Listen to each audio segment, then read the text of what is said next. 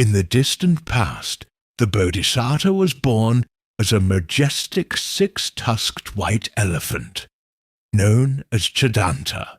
His body was pure and radiant, white as the snowy peaks of the Himalayas. His forehead was broad, his eyes clear, and his 6 shining tusks gleamed like polished crystal. This great elephant was no ordinary beast.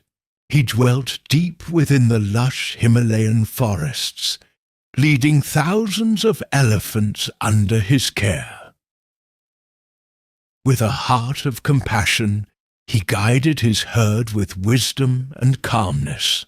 He was never attached to the sweet fruits of the forest, nor to the cool waters of the streams. Instead, he lived with contentment and renunciation. 2 noble elephant queens accompanied him, devoted and faithful. All the elephants revered him, and even the birds and beasts of the forest lived in peace under his gentle protection. Because of his virtue and dignity, the 6-tusked white elephant became a symbol of compassion and purity. His life was destined to unfold into a moving tale of equanimity and letting go. In the depths of the Himalayas, there was a pure lotus lake. Here lived the 6-tusked white elephant king, his body white as snow, his 6 ivory tusks shining like crystal. The herd gathered around him in peace and harmony. His beloved queen, gentle Subhadra, remained closest to his side. Each day they played by the lotus pond, living in serenity. One day, the white elephant king picked a radiant red lotus and gently offered it to Subhadra. Another queen standing nearby was consumed by jealousy. She lowered her head, her eyes dark with envy, and vowed silently, "One day I shall bring tears to the 6-tusked king." The jealous elephant queen, tormented by envy, eventually passed away.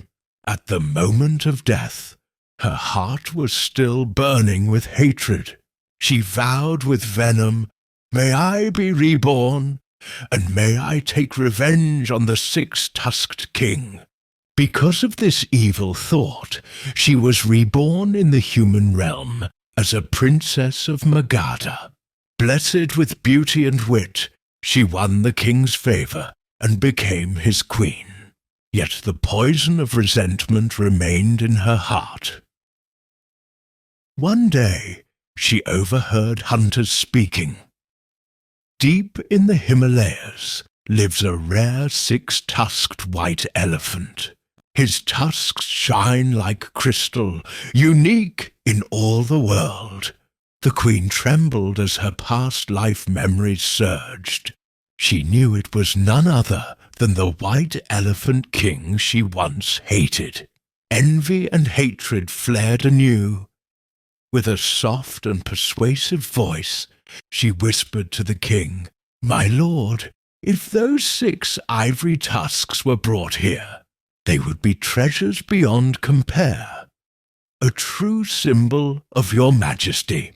Allow me to present them to you." The king, tempted by her words, gave in. He summoned his bravest hunter and ordered him to journey into the snowy mountains to take the tusks of the 6-tusked king. The royal hunter, bound by the king's command, journeyed into the snowy mountains. He crossed dense forests and rivers until at last he arrived at the dwelling of the 6-tusked white elephant.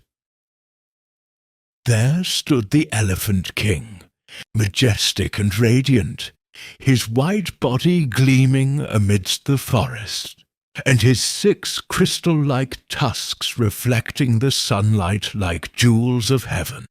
The hunter, gazing from afar, was struck with awe and fear. Yet he remembered the king's order and crept closer. As he raised his spear, the white elephant king had already noticed.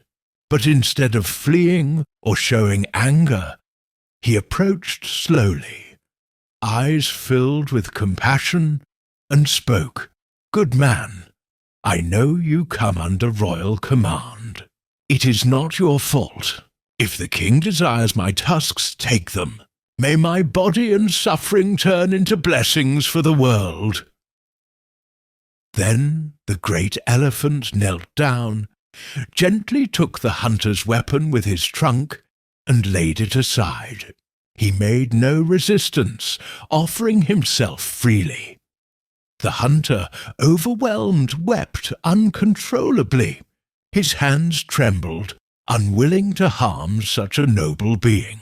Yet fearing the king and queen, he was forced to act.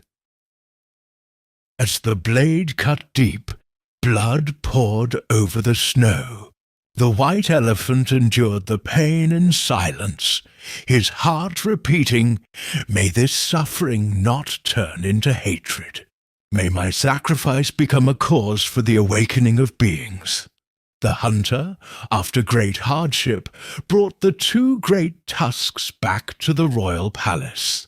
The queen, upon seeing the radiant crystal-like ivory, did not feel joy, but a deep, unspeakable trembling in her heart.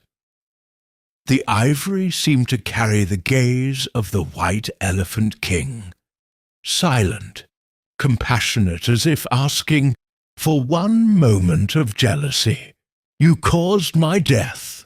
Are you at peace now?"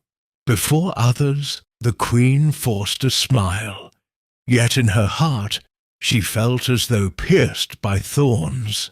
At night she could not sleep, dreaming again and again of the white elephant kneeling in the snow, eyes filled not with anger, but with compassion and forgiveness. This power of compassion tore her heart apart. She finally realized, though she gained the ivory, what she truly received was endless guilt and fear. Before her death, the queen was consumed by regret. Through her jealousy and cruelty, she fell into lower realms, suffering the results of her deeds. But the 6-tusked white elephant's sacrifice of compassion became a vital link in the Bodhisattva's journey, his patience and renunciation laying the foundation for Buddhahood. Yathapi bhamaro pupam, vannagandham ahitayam, baleti rasa madaya, evam game munakare.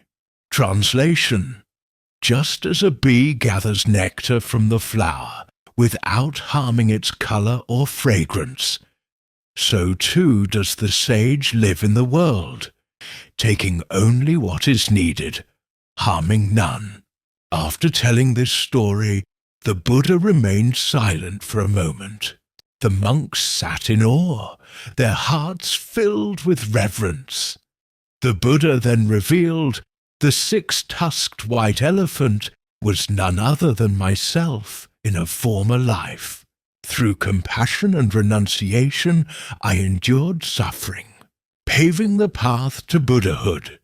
The jealous queen, who caused my death, was in this life Upalavana, the great bhikkhuna, who has since purified her past karma through practice. The hunter who struck me down was Devadatta, my rival across lifetimes, again and again serving as a test for my patience and compassion.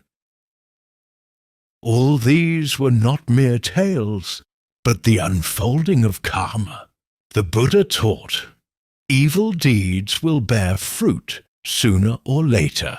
Only compassion and patience can break the chains of samsara and open the way to liberation.